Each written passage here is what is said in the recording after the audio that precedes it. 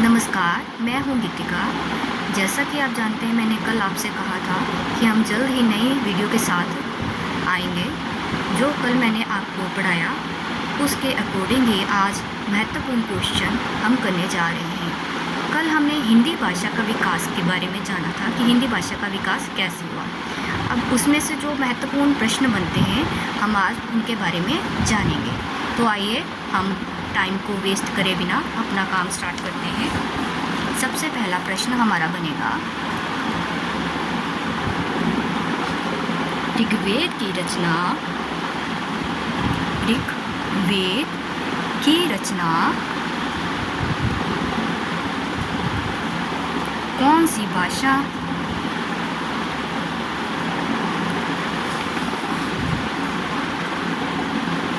में हुई?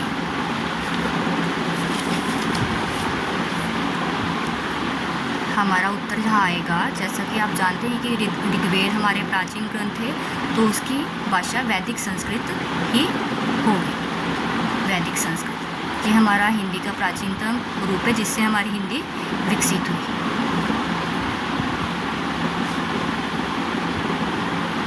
अब अगला क्वेश्चन है, भारतीय आर्य भाषा का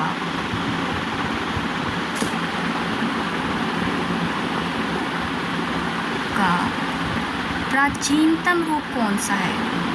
प्राचीनतम रूप कौन सा है? ये भी आप समझ ही गए होंगे कि प्राचीनतम रूप मतलब वैदिक संस्कृत।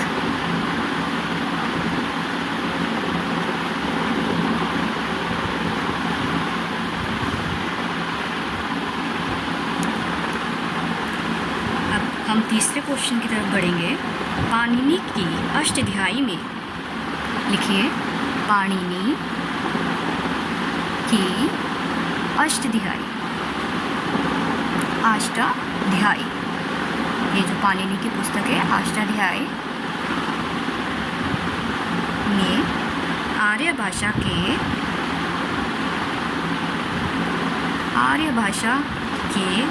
कौन से रूप का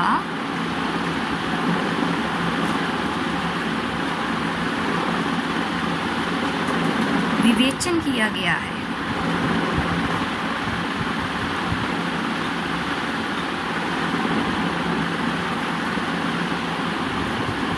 तो पाणिनि की अष्टाध्यायी में लौकिक संस्कृत का, यहाँ हमारा उत्तर आएगा लौकिक संस्कृत।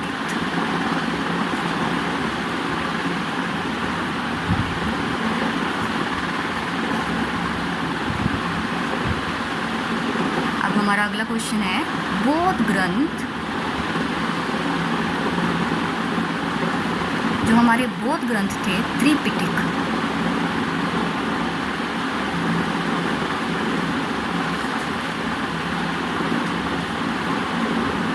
की भाषा कौन सी है? बौद्ध ग्रंथ हमारे पाली भाषा में लिखे गए थे। कौन सी भाषा में लिखे गए थे? पाली भाषा में।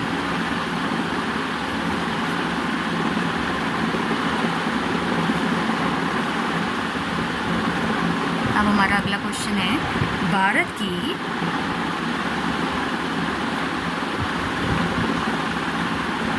प्रथम देश भाषा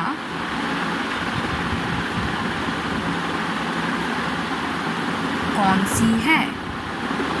यहाँ आपने ध्यान रखना है, प्रथम देश भाषा।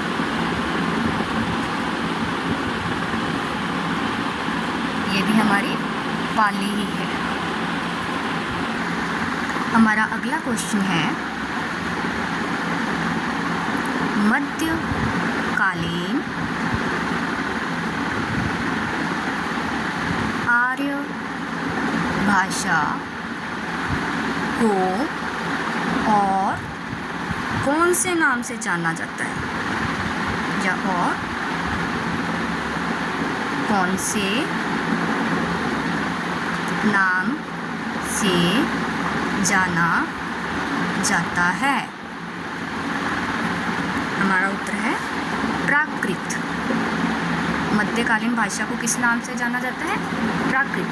वैसे तो मध्यकालीन भाषा का विकास 3 भागों में हुआ था, मैंने आपको बताया था, पाली, प्राकृत और अपभ्रंश। लेकिन इसको मध्यकालीन भाषा को प्राकृत के नाम से भी जाना जाता है।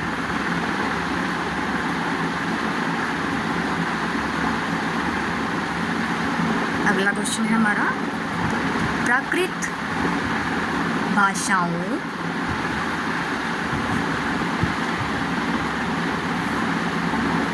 के विषय में सर्वप्रथम किसने विचार किया?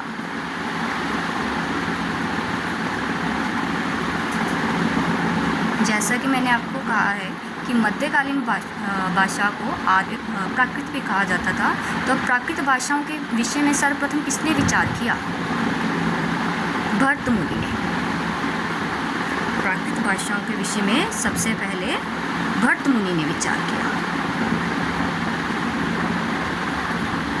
भरत मुनि ने अपने ग्रंथ नाट्य शास्त्र में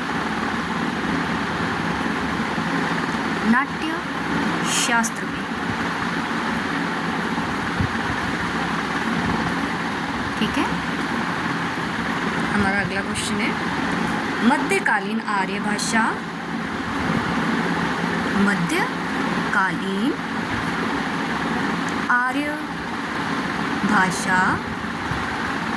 और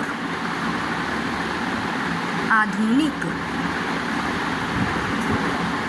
आर्य भाषा के बीच कड़ी का काम किसने किया? मतलब किस भाषा ने इन दोनों के मध्य कड़ी का काम किया? हमारा उत्तर है अपभ्रंश ने। कौन सी भाषा ने किया इनके बीच कड़ी का काम? अपभ्रंश ने। अपभ्रंश के बाद ही हमारी आधुनिक आर्य भाषा का विकास शुरू हुआ था, इसलिए मध्यकालीन आर्य भाषा और आधुनिक आर्य भाषा के बीच में कड़ी का काम अपभ्रंश ने करा।